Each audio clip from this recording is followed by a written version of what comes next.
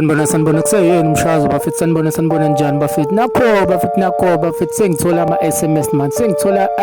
sengithola ama-DM man sengithola o-WhatsApp man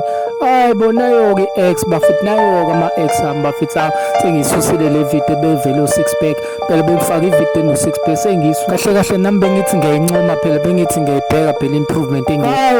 X njani man njani X ehlala ibe X. Ngiyabonga uNkulunkulu ngiyabonga moya ngcwele kumnandi ukuba single kumnandi ukuyithanda shabare shabare dash dush fire satan kahle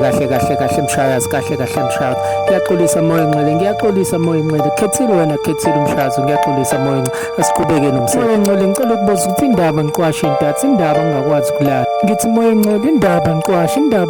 intatha indaba ngingakwazi ukulala sometimes kwenziwa yini moya ngcwele relax breathe in breathe out meditate abelungu ba meditate breathe in breathe out okay ngiyabonga moya ngcwele ngiyabonga isixazululo ngiyabonga moya ngcwele uxazululo kodwa manje kwangiphendula inkinga yami wangiphendula uthi idaba usukwenzeni kahle mshazi kusevuleka ingqondo yoshintsho ngaleso sikhathi nawe kufanele uwazi ukuthi kuvulekile